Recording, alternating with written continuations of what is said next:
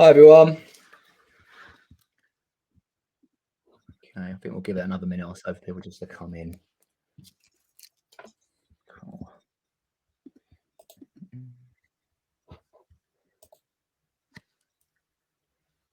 Cool. Right, I think we should get started. Hi everyone, welcome back to the loop. My name's Jamie. I'm Senior Demand Generation Manager here at Cognism. Thanks for tuning in today. Let us know in the chat where you're tuning in from.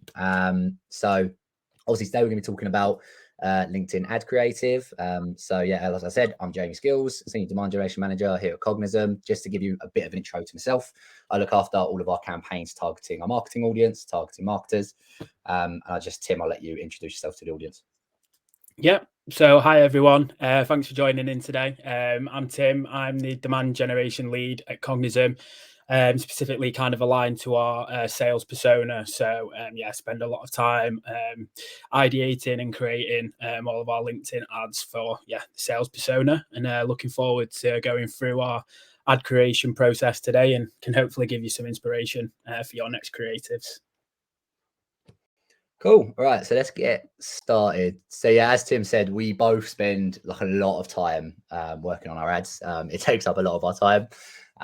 And yeah, today I think the whole point of the event really is just to give you an insight into examples, loads of examples from our ad account, give you inside look into that, and then also try and give you some of the frameworks and concepts that we use to create ads repeatedly, so that hopefully you can take those frameworks, apply them in your own ad accounts, and actually have something you can take away from the event.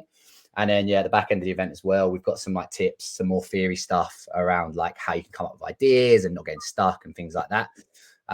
But yeah, just to get started, we just want to give a very high level outline of like what the actual ad account looks like and how we split our content out. So basically, our ad account is split into 5 buckets of content, and they're all set up to optimize for different objectives. So we have our product value bucket. So this is all of our product ads that are communicating the problems we solve, the value that the Cognism product brings. And for that, we're optimizing to a reach objective. We also have our social proof bucket, the clues in the name there. That's all of our testimonials, case studies, feedback from customers. And again, that's set up for a reach objective. So we're optimizing to reach as many buyers as possible there. And then we also have our content bucket.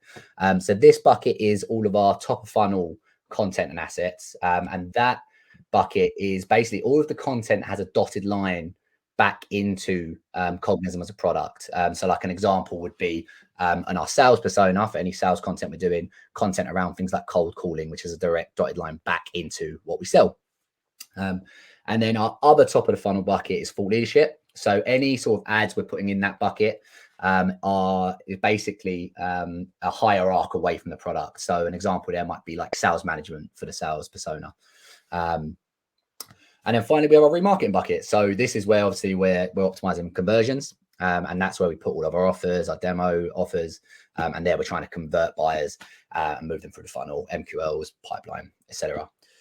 In terms of our overall approach to ad creative, we tailor the creatives to each specific objective. So obviously we've got reach objectives, traffic objectives, and conversion objectives. So we're designing the creatives to try and meet that objective as best as possible. And as I mentioned earlier, over time, we've uncovered for each bucket of content a few sort of tried and tested concepts that we're going to share in the presentation today. And then just away from that, just finally, kind of 2 guiding principles we have at Cognism internally for a lot of our ads and a lot of our ad account. One, we're trying to stand out in like a noisy LinkedIn feed. So we go with bold colors, minimal white spacing, trying to differentiate the ads from what you typically see in the feed. And we do our best not to make them boring. So we do add a lot of creativity and a lot of humor into our ads. And that's kind of our style. And that's kind of like what sort of guides our principle of our ads. And how we sort of think about ad creation. So let's dive straight into one of our buckets. So our product ads, as I mentioned, we're optimizing our product ads so that they're getting consumed in feed. So that's why we set them up on a reach objective. So what we're trying to do with these ads, we're obviously trying to get these ads consumed in feed. So the primary goal isn't to like direct them to the website or to get them clicking through necessarily. Like that's a happy byproduct if they do. But ultimately what we're trying to achieve is we're trying to stop the scroll and deliver a message that gets consumed in the feed natively. And through that message, show the audience that we understand their specific pain points or their challenges, and also explain how Cognism solves that problem for them. And then finally, what we're trying to do with these ads as they're being consumed in feed, we're trying to ideally elicit an emotional response, because what we're trying to achieve as well is create a memorable experience for the buyer with our ads. So ultimately, like if a buyer does see our ad, if it's a memorable experience and we can elicit an emotional response, which drives memorability later down the line, if they ever do get into a buying situation, hopefully that experience can make us easier to recall, make us easier to remember, because we created that memorable experience for them. In terms of how we're actually measuring these creatives, there's two sort of at a very high level, two metrics we're looking at. One is engagement rate. So if we're seeing the engagement rate going up and tracking up, it's a pretty good indication for us that the ad's resonating, and we're keeping a close eye on that.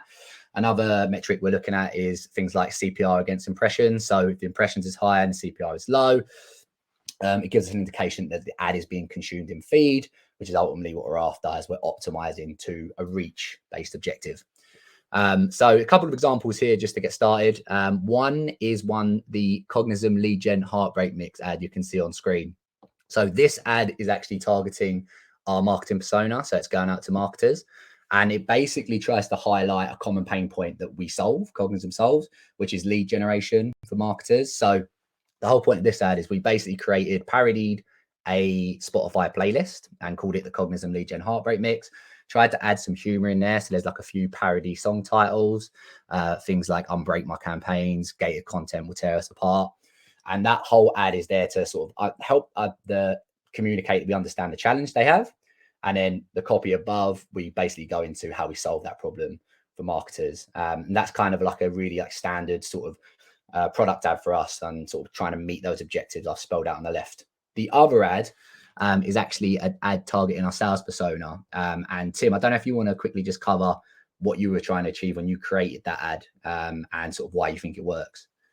Yeah, so I can, So essentially, I do go over this in a bit more detail in the following slides when we're talking about like meme ads and stuff like that. But this is essentially what it is. We've essentially just used stock photography, boring stock photography, and just tried to create a meme out of it. And the reason why it does work so well is because it's actually playing on a differentiator of ours compared to a competitor.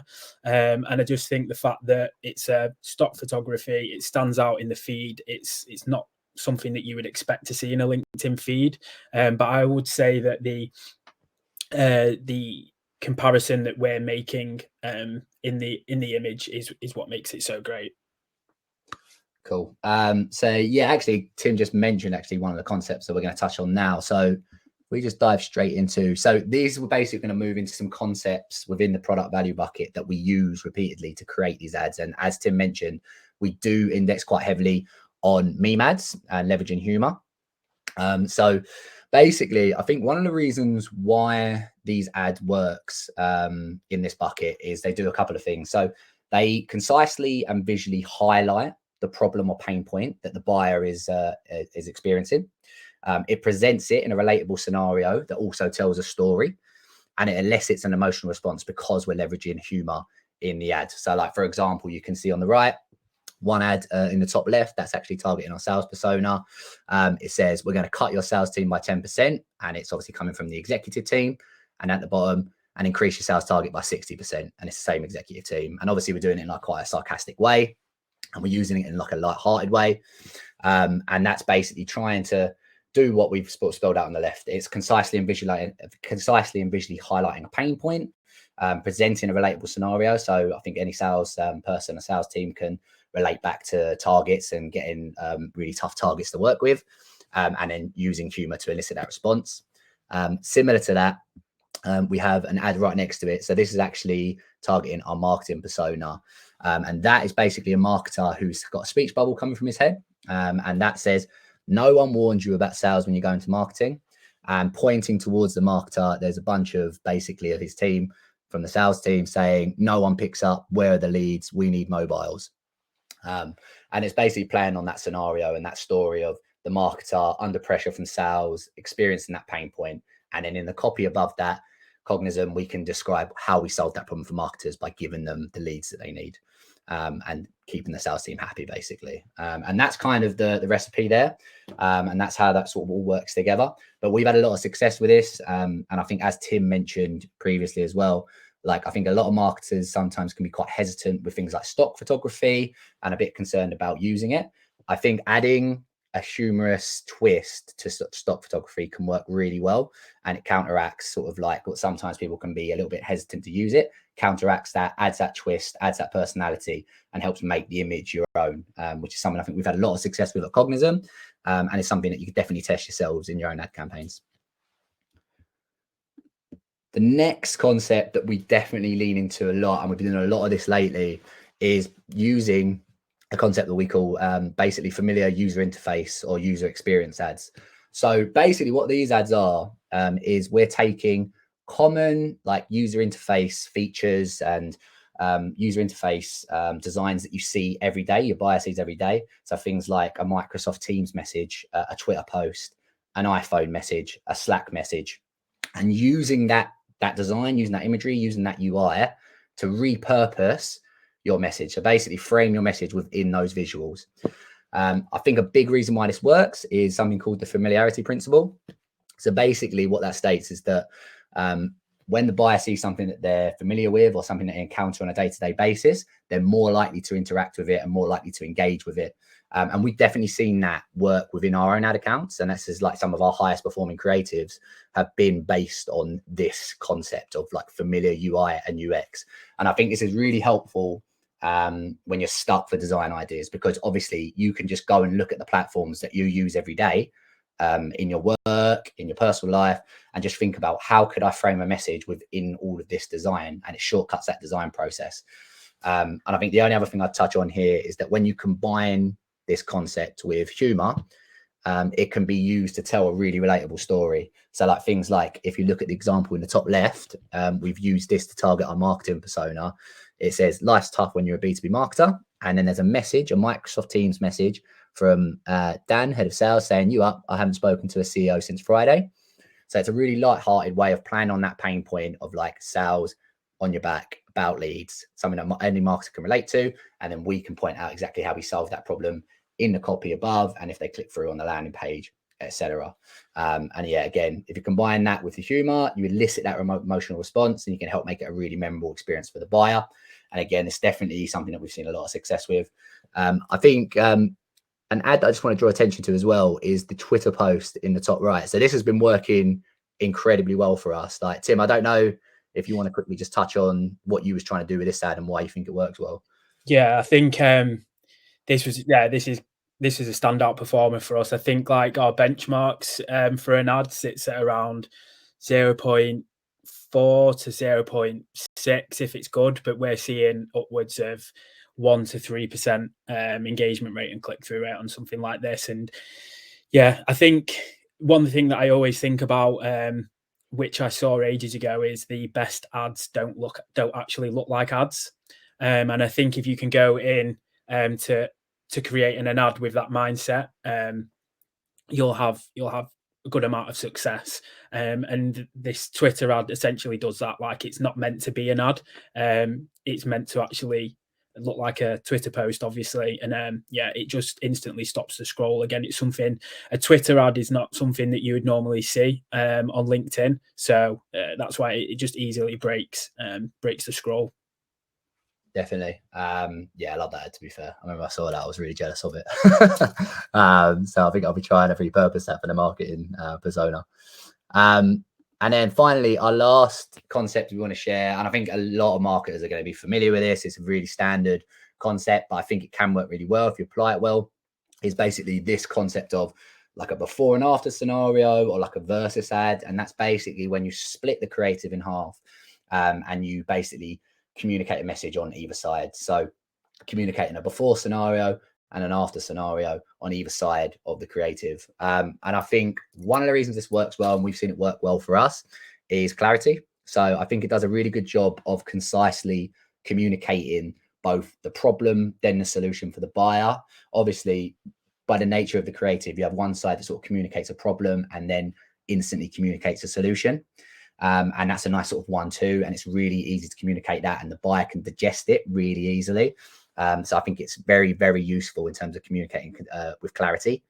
And then secondly, it also, if you do it well, you can concisely tell a story that's relatable again to the buyer. So like, for example, like we've got the ad on the bottom left here. Are your team wasting time ringing the wrong prospects when they could be spending time speaking to decision makers, with the imagery to back that up? And again, it's just like that before and after scenario, talking about the pain point, talking about a solution, expand on that in the copy, and it helps to sort of like frame the message. So yeah, definitely had success with these. I think it's definitely like a bit of a staple across Facebook, LinkedIn, but definitely wouldn't discount these in your own campaigns. And then finally, for the product bucket, oh no, we've got a question. The leadership wants to see high intent conversions to get some traction and buy-in before moving into more demand gen campaigns. Where and how would you get started to show that initial traction? Leadership wants to see high intent conversions. I think retargeting would be the natural place to start, to be honest. Like obviously, if you want to sort of prove traction with your ads, like to me, the most logical place to start would be with the highest value audience, which would probably be your remarketing audience in terms of LinkedIn. Yeah, Tim, I don't know if you agree with that, but that's kind of where I'd start, I think, if I was trying to prove traction with the ads. Well, yeah, I think you've kind of looked at it from a different lens. I think when I instantly saw that question, I thought that it's potentially an exercise that has to be done is almost like splitting the funnel, and to basically see that like where your high intent conversions are coming from. So more than likely, they're obviously coming from your demo forms and stuff like that. So I think like showing the exercise of where all your high intent conversions are coming through demo. You might be running lead gen over this side, and it'd be good to actually see how many of these lead gen, these MQLs from lead gen activity, where they are in the funnel, whether they've just stalled or whether they've closed one. But more than likely, all your high intent conversions would have come from demo forms. And if you can almost show the impact of this demand gen approach over time, positively impacting the high intent conversions, that's a great way to actually show that initial traction. So yeah, that's a great point, actually. And if anyone wants to learn a little bit more about splitting the funnel, we actually do have a lesson on that in our course, the Demand Gen Playbook. We can definitely stick a link in that, either in the email afterwards or in the chat. But we do have a lesson on that where one of our team goes into depth. So I definitely recommend checking it out if you want to learn more about that. And yeah, finally, for the product bucket, just wanted to touch on basically some video ads and our video ads in our product value bucket. So we actually got some examples of the videos that we're going to show in a second. Just to summarize what I think makes these two videos work. I think there's a few things that do make them work, but I think I'm going to focus on an emotionally or psychologically stimulating hook. So a hook within the first few seconds that really pulls the buyer in and captures that attention in the feed. I think it's always a good idea to call out the ICP or the audience you're targeting. So literally for our case would be like marketing, sales, RevOps, etc., whoever we're going after with that ad. Communicating one clear value prop through the video. I think it can be very easy with video ads, especially product video ads, to try and overload it with information and try and communicate too much at once. I think communicating one clear message can definitely have positive impact on a video ad. And in general, this is a bit of I think in our account, we tend to see the shorter ads below 1 minute tend to work better for us. Like, I think that can be case by case different. But I think going concise is probably a good rule of thumb in terms of testing and if you're getting started as well. So let's just actually show a couple of the ads to give you an example. So this is one targeting our marketing persona. Don't worry, this isn't going to be a big pitch. This is just how my marketing team uses Cognism data every day. This is Liam. Liam was going to explain why B2B marketers love using Cognism, but we didn't get that far. So here's everything you need to know in under 60 seconds. Cognism helps B2B marketers get their lead generation tasks done in minutes, not hours. Wave goodbye to data capture campaigns and back and forth briefs with list brokers. With Cognism, you can build a list matched to your exact buyer, complete with email addresses and mobile numbers in minutes. You can then export that GDPR compliant data to fuel your email marketing campaigns and your ad campaigns, or to keep your sales team fueled for outbound. It all starts with a search in Cognism.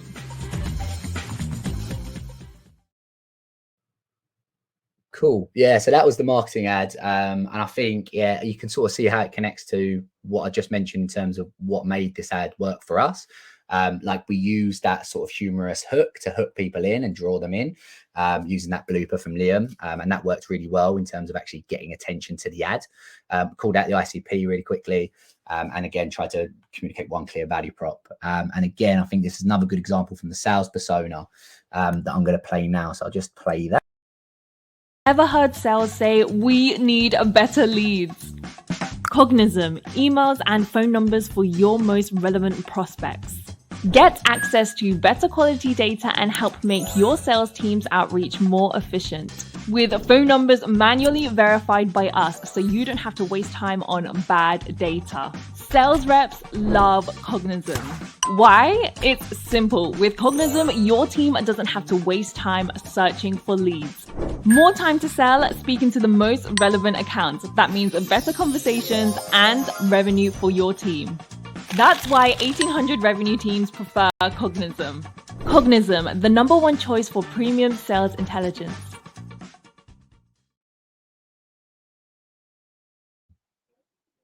Cool. Yeah, so that was just another example, I think, and it's to really draw sort of attention to a couple of things I talked about. But yeah, Tim, I think that was one that's worked well for a while for you. But yeah, I think, would you agree that it sort of hits those points we were talking about? Yeah, I think the biggest thing to kind of reinforce is how long an ad is. And I think just having it 30 to 60 seconds is just, yeah, you just want to kind of get as much information out there as possible, but in as little in a shorter amount of time. So yeah, I'd say hitting home on the pain points early, especially within the first couple of seconds, is really important. Definitely, yeah. Yeah, I think it's important. Yeah, I think that with the ads that we've tested, definitely seen the shorter ads work well, and that's what I'd advise for anyone. I'd be interested to hear from the audience if you want to put in the chat if you've seen longer product ads work well for you. But yeah, that's what we've seen in our account. Cool.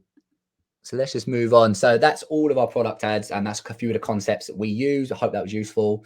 Just going to dive into our social proof ads now and give you some examples from our account and talk about some of the concepts there. So again, with our social proof ads, similar to the product ads, we're optimizing for reach. So trying to do quite a few similar things. We're trying to stop the scroll and get the message consumed in feed. But with these ads, we're definitely trying to show the audience that peers relevant to them are achieving like specific outcomes and results using our product.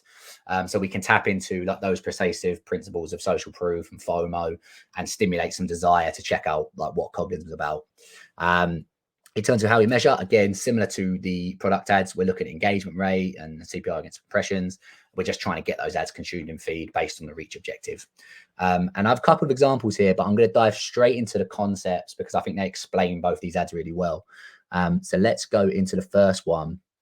The first one is, and this has definitely been a huge thing for our account and works really well for us in terms of social proof, and that's user-generated content ads.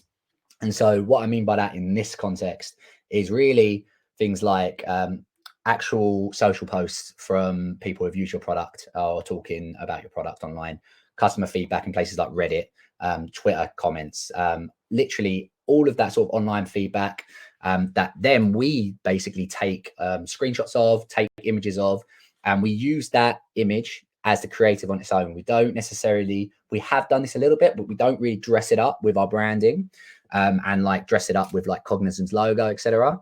We use that image as the creative.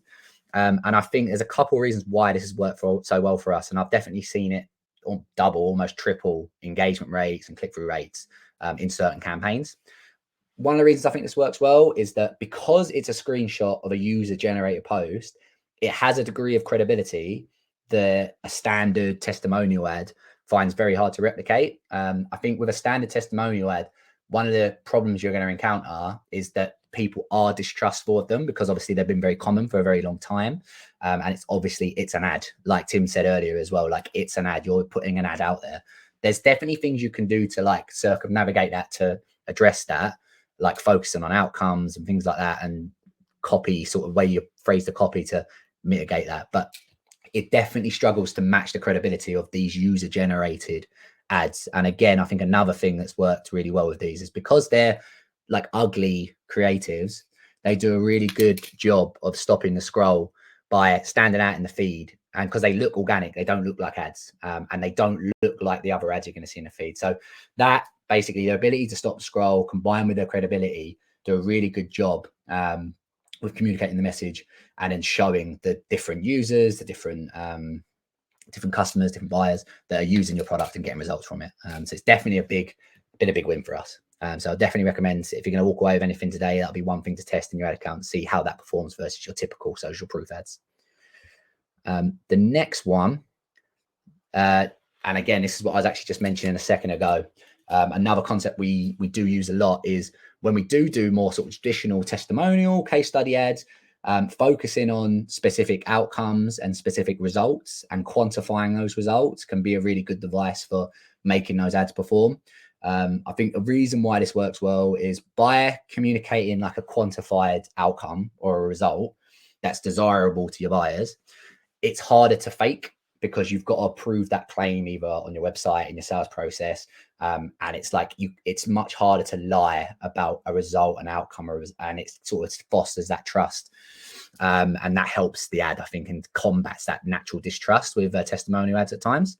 And again, another point as well is that it does help create a FOMO. If you can highlight relevant companies, and even better, if you can highlight relevant competitors that are getting the results that your buyer wants, then they're going to have that FOMO because they're going to want those results too. And yeah, those are two concepts that I've definitely seen work well in a social proof bucket. It's been good for ad account.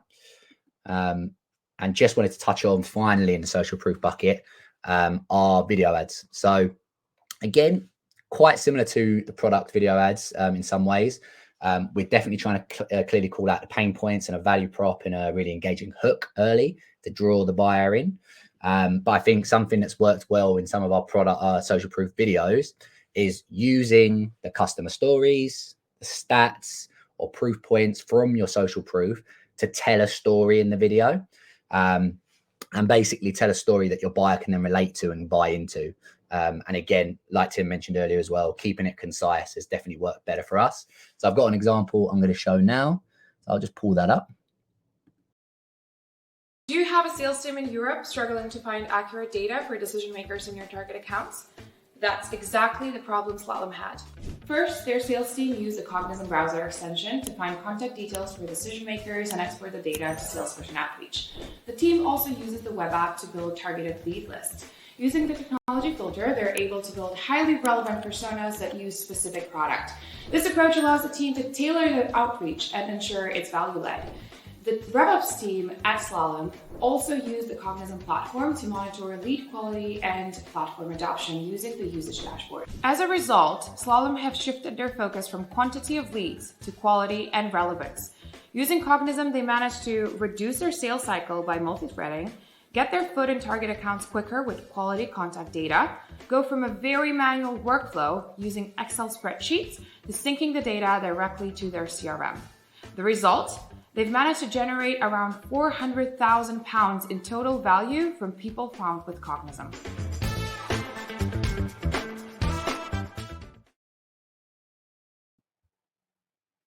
Cool. Yeah. So that's just an example. Again, to sort of highlight some of the points we raised. Has that hook, that relatable hook at the beginning, calling out the pain point, using the customer stories and stats and proof points to tell a story about a buyer that's experienced great results with us, and keeping it within that sort of 1 minute time range. And that's all from our social proof bucket. So I'm just going to hand over to Tim now just to talk a little bit about our content ads and our remarketing ads. So yeah, Tim, I'll hand over to you. Yeah, cool. So I'm just going to quickly answer a question from Laura. So how do you differentiate between TOFU content, so top of funnel content and thought leadership? So I think we've had a challenge with this, and I think it's a question that a lot of marketers ask. But yeah, the main differentiator we have is top of funnel content. Thought leadership and content is classed as top of funnel content. But the difference between content and thought leadership is a specific point of view that you want to kind of go to market with. So, for example, like our point of view that we use at Cognism is B2B buying behavior has changed.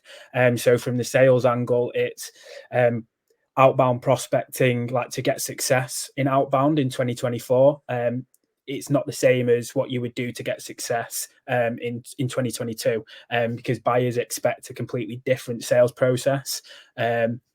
So thought leadership is very much your point of view, and content is very tactical stuff. So it's how-to guides, very tactical stuff, but it always has a dotted line back into your product. So for us on the sales side, it could be cold calling resources, cold calling scripts, sales email scripts, and stuff like that.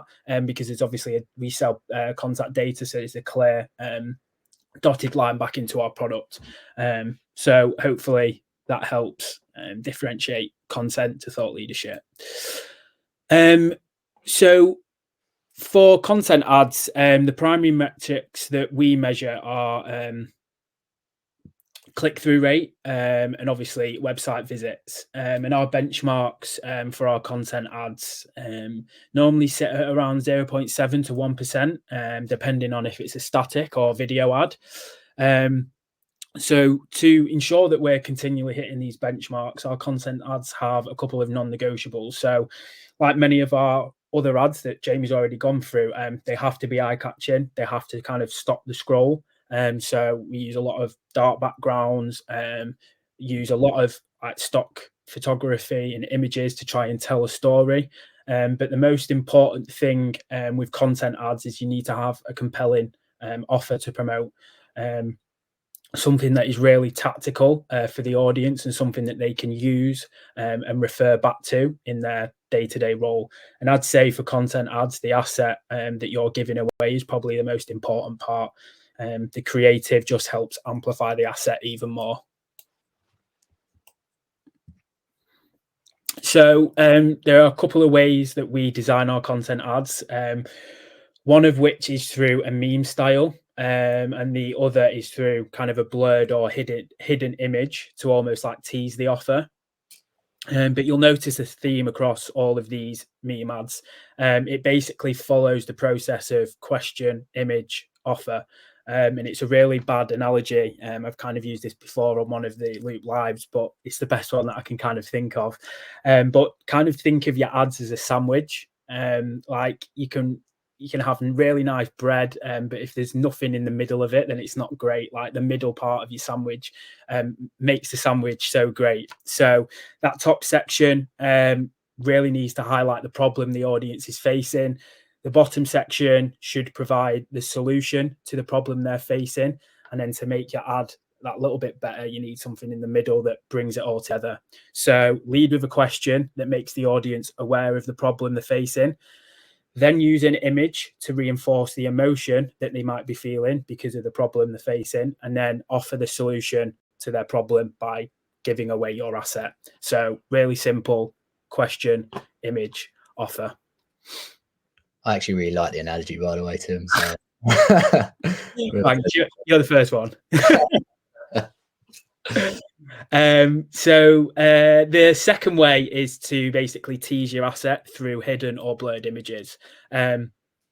Obviously, you're limited to space on an ad, so you can't give your entire asset away in that single ad. So essentially, this style allows you to show the audience what they could be missing out on if they don't click through. And again, because your objective for content ads should be to drive traffic towards the asset, teasing the asset through blurred images is a great way to do this.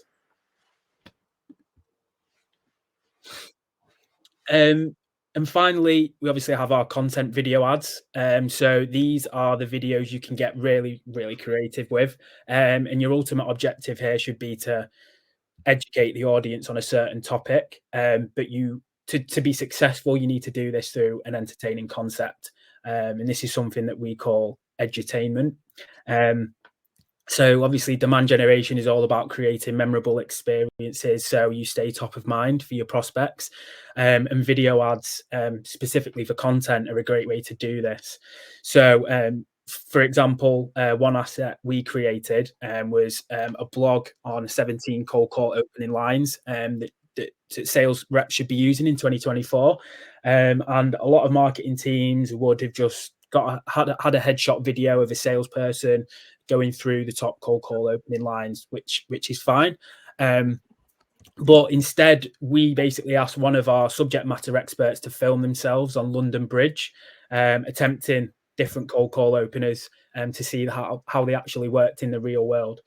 So all we did was we took a generic topic, which our asset was made out of. We put a creative spin on it in order to stop the scroll, gain traction, engagement, and ultimately drive more traffic to the asset that we created. And we saw massive amounts of engagement from it. Obviously, as I've mentioned, the ultimate objective of a content ad is to get traffic to your webpage. But even if people don't click, we know we've made an impression and increased brand recognition, because the amount of people talking about it on LinkedIn and across dark social just kind of, was off the charts.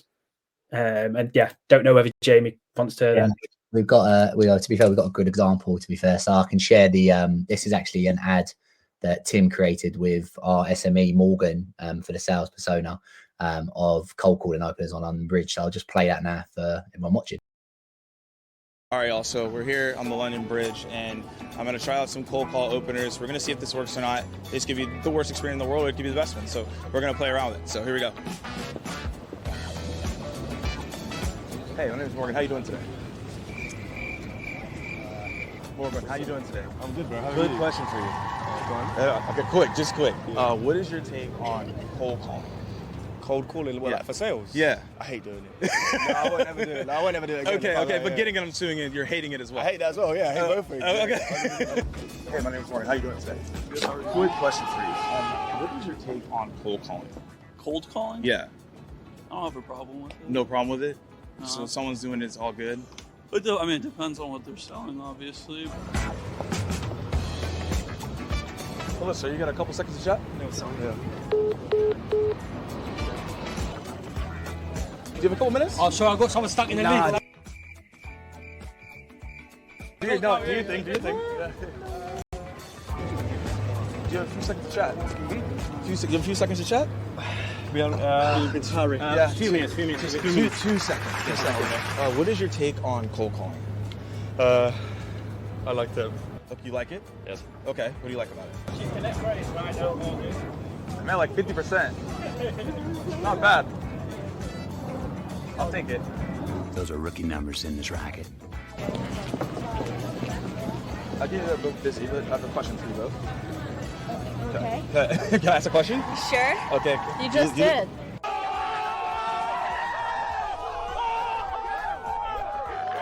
Oh, okay. Well, let me get to it. What's your take on like sales as a whole, like as a profession? Oh, it's extremely hard. Extremely hard. Okay. Yeah. Have you been on it before? Like you I have, and my mom, Okay. actually. Yeah. Awesome. What were you selling? Knives, Cutco. Oh, Cutco. Yeah. OG. Yeah. There we go. That's the OG sell.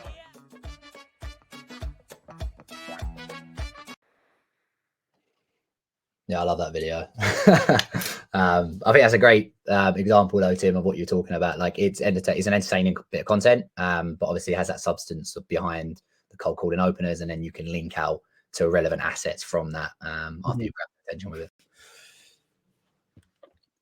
Cool. So let's dive into remarketing ads, Tim.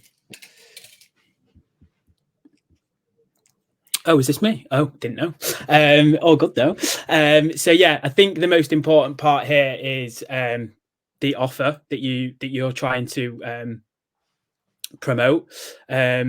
So yeah, I just kind of want to focus on the gift card ad here and why I think it works so well.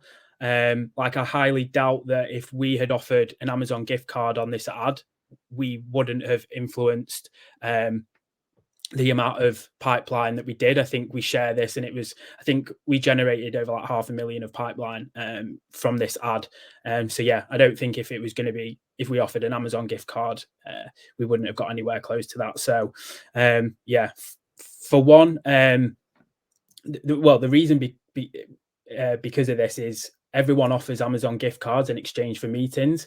It's not new, and people are kind of getting offered the same offer every day. Secondly, I think if you use offers like Amazon gift cards, you're going to fill the funnel with low intent leads, which you obviously don't want to do, because you're obviously going to negatively impact your return on ad spend. So I think the message I'm trying to get across here is your offer needs to be just as good as your creative. And I genuinely believe if you have a really well designed and really creative ad, but the offer or asset you're giving away isn't valuable, the audience won't click through. So yeah, as I've just mentioned, the most important thing here is find an offer that's valuable for the audience, find an offer that kind of gives a flavor of what your solution has to offer. So they're almost trialing it before they submit a demo. And then if you can communicate that offer in a creative way, I think you're off to a winner. And yeah, I think the Amazon gift card does exactly that. We're obviously not offering an Amazon gift card. We're offering a free sample of leads. So there's a compelling offer. It's something that sales reps need. They want like free leads. And yeah, we're obviously encouraging that click through to the landing page. And then, yeah, similar. I think what we've done here is we've had a really great offer, but then we've tried to find innovative ways to amplify the offer. So just want to focus on the second one here. So again, like not something that you would see every day on LinkedIn. We've tried to kind of replicate an Instagram sensitive content type image. And yeah, the click-through rate here was really, really, really strong. As we've put here, it's an unexpected visual. Yeah, I just think that obviously works really well. Same with the airdrop type image as well. It's just not something that you see every day. So yeah, I think the main message I've got here is if your offer is really good and you can then tie that into a nice creative, I think you'll see a lot of success. Yeah, I think there's a good point to be raised around that, because that sensitive content ad is great. It's literally worked so well. I think a good point to raise about that is something you mentioned earlier with like the hidden element of the content ads. I think this also applies here almost slightly, where because you've done that sort of blurring effect with the sensitive content, it gets that, like, entices people to click through basically. And you tie the offer into that, and then I think that's one of the reasons it's worked so well for us. But yeah, guys, after this, we'll send you the slides and stuff. So have a look through and see if there's any ideas that you can repurpose or swipe. And I think that was all from our remarketing. Oh, wait, just want to dive into conversation ads. Tim, do you want to have a little chat about this? Yeah. So I think we saw when we initially launched conversation ads, so I think it was around November 2023. And initially our results were kind of off the charts. And I think the reason for that was because we were one of the first people to actually try and test this. Obviously, they're a lot more common now. I get sent convo ads every other day. So yeah, a lot more people are using them, which means if you are going to start using them, you really need to be creative with them. Again, like use the offer that you've got and use memes to kind of put your creative spin on it. Again, we've kind of mentioned that humor is a great way to kind of break the ice, break any tension. So when you're kind of going into someone's inbox really cold, and something like that is a great way to kind of just disarm the prospect. And yeah, I think the other thing to note is get to the point really quick. So make it really, really short and snappy, like under 50 words if possible. People just don't have the time, especially when they're on mobile, because a lot of people do search on mobile. People don't want to be reading loads of text, like they just want short, snappy offer. But obviously with convo ads, you can add in different like call to actions. So maybe if you want to get some sort of information across and it's quite long, then use one of the call to actions, which will allow them to click on it, which then opens up the next part of the text. But yeah, I think a great kind of asset to use. They're obviously cheaper than static and video ads, But the other way that we're starting to use them now is to almost multi-thread the rest of the buying committee. So actually looking at specific accounts that are actually in opportunity and in deal, and actually using these as a vehicle to bring in other specific members of the buying committee to get them to join the conversation. So yeah, great way to really target those specific people with good messaging. Good question. So what's the minimum audience size? So it'd be about 300 people. The minimum audience size would be. So although you couldn't do it on a one-to-one basis, that's why we're looking at all of our opportunities that are in deal. Obviously, we've got quite a substantial to go off there. And like I was saying, we're picking specific people from the buying committee that wouldn't normally be in we wouldn't be engaged with at the point of when they're in opportunity. So we're messaging the likes of the RevOps people, the operations side, the financial, the CFOs and stuff like that, just to kind of an easy way to support sales in accelerating the deal. Cool. Yeah, they've definitely worked really well for us. And we've got another question. Can you describe a process for creating one of these ads? Let's say a static one. Which teams are involved at which phases? How many people? How much time does the process take from beginning to end? But to be fair, Tim, you've got a slide come up in a minute where you're going to talk through a little bit of your ad creation process. I probably won't touch too much on that yet, but we can give some insight into in terms of the ad creation, that's actually handled. So for each persona, we have, so Tim's the DG lead, and he handles all of the campaigns for the marketing persona. So all of the sales ads that you've seen have all been from Tim's brain and created them all. We have a design team that we send all of our briefs to. So design take our ideas and all of our concepts and bring them to life.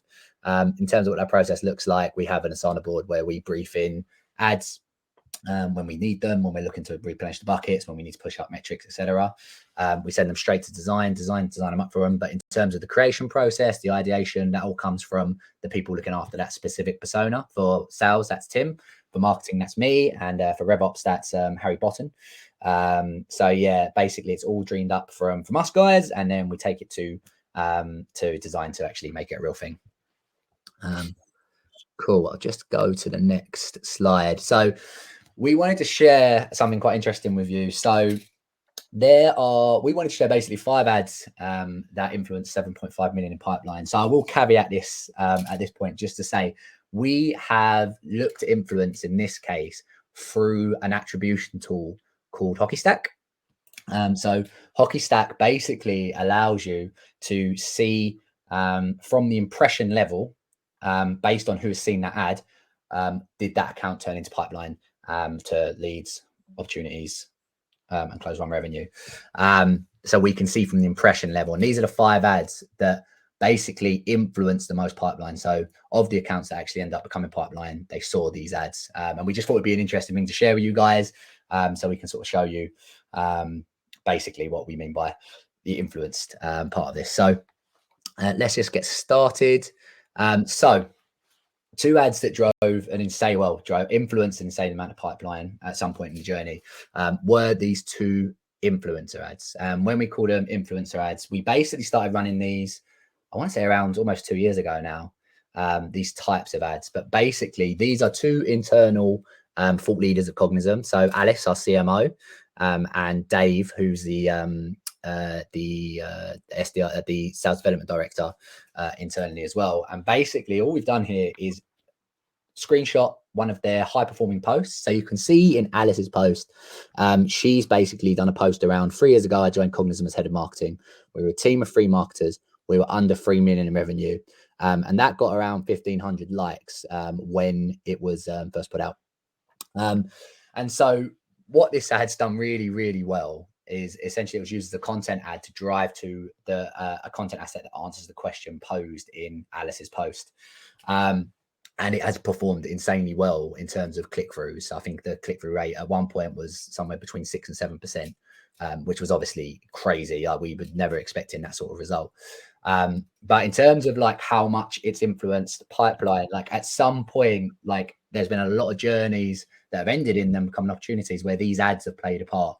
And you can sort of see 2.9 million in pipeline for Alice's ad and 1.7 million in pipeline for Dave's ad. But again, I think it speaks to some of the principles we talked about earlier. basically that they don't look like ads. And that's why they get engaged with, and that's one of the reasons they're picked up so much. I think Dave's ads still performing well for you, Tim. Yeah. We've got a couple of Daves now, but I'd say that's like the standout performer. That was the original one. I think just to add here, like Jamie said, we actually launched these type of ads before they were a thing. Like I know LinkedIn have now got their thought leadership influencer ads, but we were kind of launching these before they'd even come up with that. And I think what we realized initially was the insanely high click-through rate was because people genuinely thought they were a real LinkedIn post. So they were clicking on the see more part of the post to actually uncover the rest of the feed. But then obviously it meant that they were clicking through to the page unintentionally. But influencer style ads, great way to kind of amplify your subject matter experts content on LinkedIn, and use these type of ads to direct to a specific asset. Yes, I think it's just an easy way to give your content more authority. Really highly recommend these type of ads, and they're dead easy to create as well. It's just a print screen. Just to clarify again, like when we say influence pipeline, we don't necessarily think obviously that these like are the reason that people bought, but it's just that they did play, they had a touch point at some point in those journeys. Yeah, I just want to mention as well, because what were the bounce rates like? Again, because these are actually these are content specific ads. So again, they're going back to a page that is has a dotted line into our product. They're very tactical pieces of content. Like the content that we were actually sending them to was something useful, and it resonated with the audience. The bounce rates were really strong. I think for Dave's ad, we almost kind of want to be known for cold calling in the sales persona. So a lot of our content does revolve around cold calling. So for Dave's ad, we actually sent them to a specific cold call blog, and why it's so important for SDRs right now. So I'd say that, your creative can be really good, but your landing pages have got to be just as good. But that's one for another session. Cool. And then really quickly going to touch on 3 others to just round out the 5. So there's 3 here. It's the gift card ad that Tim mentioned earlier. So I mean, that one makes sense to me in a lot of ways. Obviously that was a demo ad. We were trying to convert people. I can see why that had played some role at some point in influencing so much pipeline. The cold calling scripts ad's interesting, Tim. I think that's been a very high performer for a long time. And again, probably talks to that pain point that you guys are trying to be known for and sort of build some authority around. Yeah, definitely. And this was a really easy thing to do. So basically what we want to be known for cold calling. So we had basically a collection of different blogs of cold calling scripts, and each cold calling script related to a specific persona. The challenge that I was seeing though, that was when we were trying to fill our content buckets on paid, we would have like a cold calling script for a CFO, and they'd be going to the CFO blog. So an easy way was to just group them all into kind of one specific resource, and we almost created an asset we didn't even have to create any content. All we did was just create a landing page and just give away these 7 cold calling scripts for free on one page. So if you're kind of looking at your content and you're thinking, I don't have like a really kind of tangible asset, look at like key themes across all of your content, and look at how this can be grouped together into one asset, into almost like one rock, and then create ads that then promote that rock. I'd say that's a really good easy way as well to create that kind of asset. Yeah, cool. I think the last one's actually an interesting one. That was one that was set up for a marketing persona. So how to build an inbound email nurture that works. That was something I had on for a while, and I'm quite it was surprised to me that it played a part in so many journeys that ended up in pipeline. I think 262K in the end. But yeah, it was definitely, it was leading to a swipe file of email nurtures that someone could go in and swipe ideas from. But yeah, it was a surprise to me, but interesting to show anyway. Cool. So I know a couple of you guys asked questions about ad creation processes and like how we create ads and stuff. And I think Tim can add some context here on the next slide. Start talking through that sort of question. Yeah. So, I'm aware we've kind of thrown a lot of examples at you so far. But yeah, for the last 5-10 minutes or so, what we want to do is basically help you with the ideation and creation side when it comes to developing new ads. So I just wanted to touch briefly on the term semiotics and how we try to use this. Try to use this, and you can potentially use this idea as well when creating your own ads. So for those not aware, semiotics is basically the study of how an idea or concept communicates meaning, and what the meaning of the image communicates. So essentially how people interpret meaning through the use of an image or sign or something similar. And this concept is really powerful in marketing, I personally think, especially on LinkedIn, where our feed is filling up with more and more ads. And I just think that using this kind of semiotic concept is a great way to stand out. So just an example, that first image is an advertisement for a sugar-free Chupa Chup lollipop. Obviously, as we know, ants love and are attracted to sugar. But as you can see from the image, the ants are dismissive to the lollipop, obviously because it's sugar free, and without even having to explicitly state in that that the lollipop is sugar free in the advertisement, we're just able to interpret the meaning behind that image just from the picture. Like, we're all familiar with the term "a picture is worth 1,000 words," and I think on social media platforms like LinkedIn, where there is kind of a text overload, letting your ad tell a story solely by an image is really powerful in standing out and creating that brand recognition. Having said that, what I would say is telling a story through one singular image doesn't work every time, nor should it be used every time. Plus, it would be extremely hard to scale that. Like, those ideas are very, very clever, and trying to come up with 4 or 5 of those ads every other week is going to be near enough impossible. So here are my 6 easy steps that I think you can start implementing today to create great ads in a scalable way. So first thing is create ads based on the objective. So if your ads are meant to gain engagement in feed, maybe those semiotic style ads will work here. Kind of want to stop the scroll and get your message across without the audience having to leave the site. So you're just getting your message across while you're still kind of optimizing for that in-feed consumption. And then if you want to kind of get the audience to click through to your website, try using that sandwich analogy again. So the question, image, offer. I think that's really, really easy. Second thing is use bold colors and imagery to stand out in a noisy LinkedIn feed. So there's obviously a lot of white space on LinkedIn. So when people are on their phones, seeing bold colors and imagery will really help you intentionally stand out in the feed. The best way, I guess, to stand out is to not make them boring. So as we were kind of saying before, use professional stock imagery to create puns or memes, and tie that back into your product, or tie that back into the asset that you want to kind of share with your audience. Another thing is keep your ad headlines under 150 characters, especially for certain campaign objectives. What we try and do mostly here is we let our ad creative do the talking, and the ad creative will stop the scroll itself. So use imagery and clever messaging wisely, cut out any long or unnecessary text from your ad, and then you can put this in your ad copy if you need to. We've obviously gone over a lot today on how to create ads, and we've shared our own ads to kind of give you some inspiration. But the truth is, what will work for one persona might not work for another. So the best thing to do is test, see what works and gets traction, and then double down on that.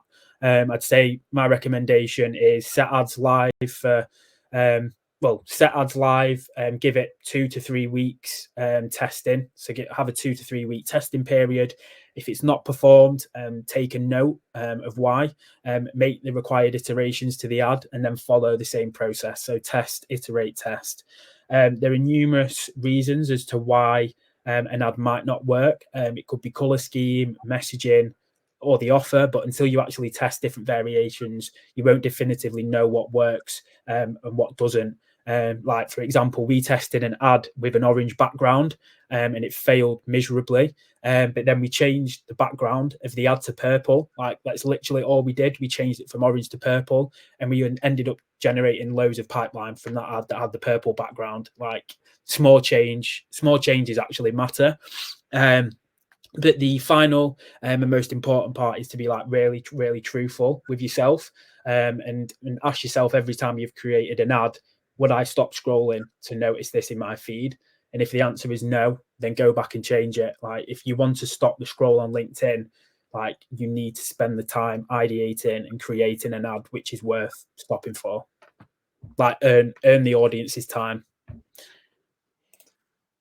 Cool. And yeah, finally, just wanted to touch on, so just from my side, because I am definitely someone who is always stuck for ideas when you get to that sort of a process where, like, oh no, I need to create a few ads and like I've got a blank. These are a few things that help me.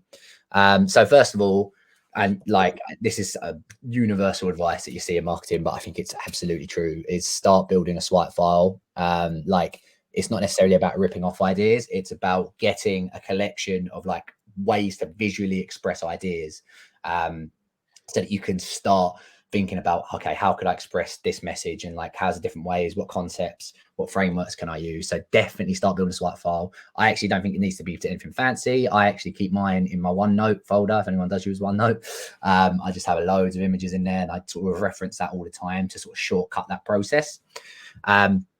Again, always start with a pain point in the messaging, and that should be what guides you from the start. But after that, start leaning on ad concepts and frameworks to shortcut the creative work. So some of the frameworks that we're talking about today is like some examples of that. Like, I use those frameworks a lot to like make the process quicker, so we can start getting creative assets out faster. And that's definitely something that helps me. There's loads of tools out there now as well, for creative inspiration, things like Foreplay, Magic Brief. I'd highly recommend checking them out. They're mainly sort of D2C, but they do have B2B ads in there. And I take a lot of inspiration from D2C ads as well. But again, just helps you sort of like get visual ideas. And that links into the next point as well. YouTube thumbnails, like a really good source of inspiration, just being able to visually express an idea, just having that on file, looking at that, finding ways to visually express things. And if you're really, really, really stuck, I've actually found ChatGPT to be quite a helpful tool lately. Like, it's never going to give you like amazing ideas from the off. Like, if you're really good with prompts, you might be able to. But what it can do is kickstart your brain. So what you're trying to communicate, get the message on there, like put in a prompt to sort of like give me some ideas for ads, and it might just trigger some things to get your sort of like your brain moving. And I found that a really helpful tool when I'm really stuck. And then, yeah, with my process, what I tend to do, and it's just because it just helps me, is I start sketching out rough versions either on Canva, to literally like really rough versions on Canva, just to start assembling the imagery and the messaging. Or you can physically draw something. I know some people find that really helpful. I've done it occasionally in the past. It just gets you past that blank slate, basically. So you get ideas flowing, get past the blank page, and yeah, get things moving. But I hope that's helpful. And that's pretty much everything. We've literally just clocked on over an hour, Tim. So we've actually done a pretty good time. I think we could probably do like a couple of questions, but we might have to have a conversation on in maybe another format sometime. Yeah. I think we can go through. Some. Yeah. Go through some questions. Let's bring a couple up. Okay. How much do you? There we go. How much do you change an ad creative in one go to test it? I learned to change only one thing. I can have a pop at that one. I agree with you, Cornelia. Basically, I think ultimately, if you want to test to learn and know what works and what doesn't, you do really need to focus on one thing if it's going to be a straight A/B test. As obviously, if you've got many variations, you're always going to be questioning, was it this, was it that? You do need to test one thing. So I would agree with that. I think I just echo, and I think a good thing to do is like if you've got a specific message maybe that you want to test, like creating two variations of the same message could work. So maybe if you wanted a specific to kind of go out with a specific product message, maybe just having the message on the ad as one variant, and then the other variant could have maybe a product screenshot, or you could use that meme type ad, and then you can then compare and contrast and see, right, it's a clear winner that the text with the image works better. So then let's take that format and then let's go and test from there. We can test different messages, we can test different color schemes. But yeah, I think that's definitely a good place to start. Got another one here. Do you use the same ad concepts across other social platforms and have any insight on which types specifically resonate with Meta, Insta audiences, or any other? I have an insight on this that I think might be helpful, and I'll let Tim come on it as well in a second. So I think what we've found with our campaigns on Meta and Insta is that what typically tends to work better is when we're using ads that have like an entertaining or humorous bent to them. I think that could be to do with, and this is also with conversations with our paid team in the past as well. I think basically if you look at a Facebook feed or an Instagram feed, obviously the intent and what that person's on that platform to do is very different than to LinkedIn. So I think there is an argument to be had that if they're looking to be entertained, to try and cater to that mindset will definitely put your ads in a better perspective. I don't know if you found that, Tim, or if you agree. Yeah, no, I definitely agree. I think what we've noticed on certain platforms is certain campaign objectives work better as well. So, for example, like Facebook traffic objectives work a lot better than you're aware, like the engagement type ones. So yeah, we run a lot of like content or conversion type campaigns on Facebook, for example, as well. Yeah. Cool. We've got another one here. Do you run ads to specific account lists for ICP, or do you use LinkedIn industry parameters? So we use a combination of both. We do have account lists that we do upload to LinkedIn to hit specific accounts that we want to be included in the campaign. But we do, because we're trying to penetrate as many accounts as possible within our ICP and within our targeting, we do use LinkedIn's industry parameters, and we do have a paid acquisition team as well that monitor those campaigns, make relevant exclusions, and optimize the targeting in accordance with us to basically make sure that the targeting is as relevant as possible. But yeah, Tim, I don't know if there's much to add to that, but yeah, that's the way I've sort of seen it. Yeah, I think it's all dependent on the actual campaign and initiative that you want to run. I think, like for example, if you wanted to run ABM activity, you 100% you need to run have a specific account list, because yeah, we've learned over the last couple of months that if your account list isn't good, or the audience that you're serving the ads to aren't very good, then you're not going to see success no matter how good your ad creatives and landing pages are. So I think dependent on the activity, yeah, I think it's always got to be a specific account list, to be fair.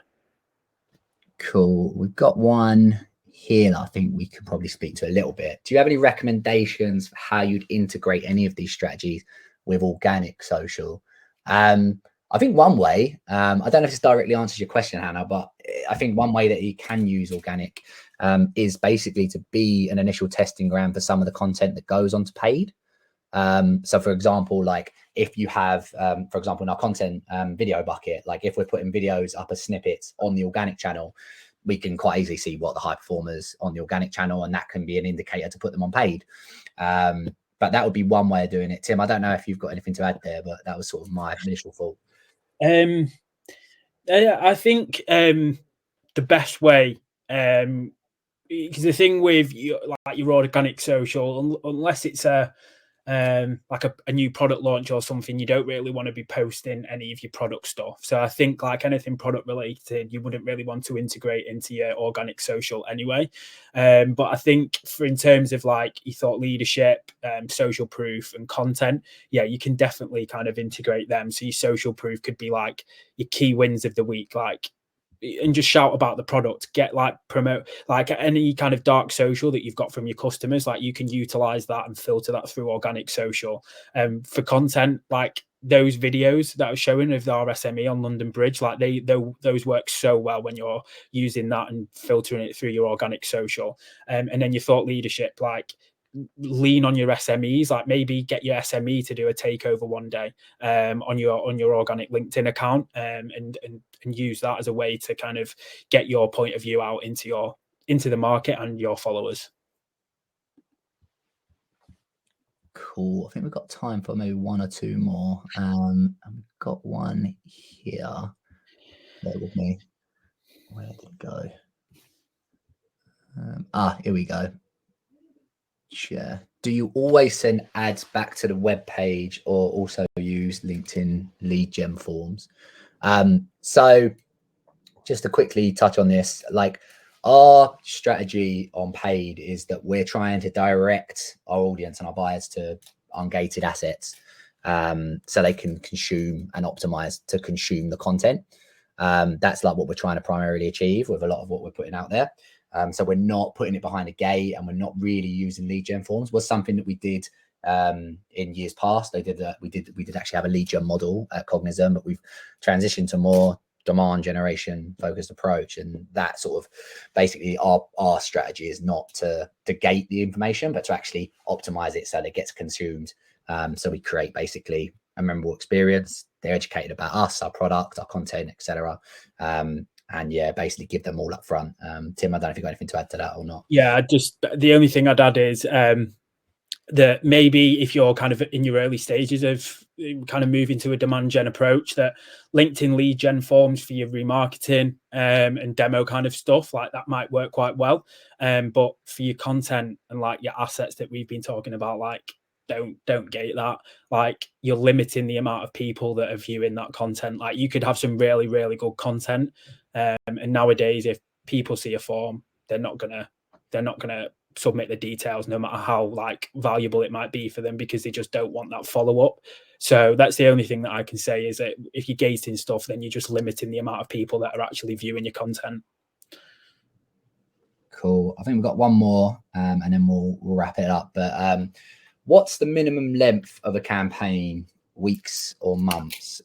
So just to speak to this, so from our perspective, like in terms of how we run our ad account, like the majority, if not all, of our campaigns are always on, all year round campaigns. So we have those 5 buckets of content. So we have product, content, thought leadership, remarketing, and social proof.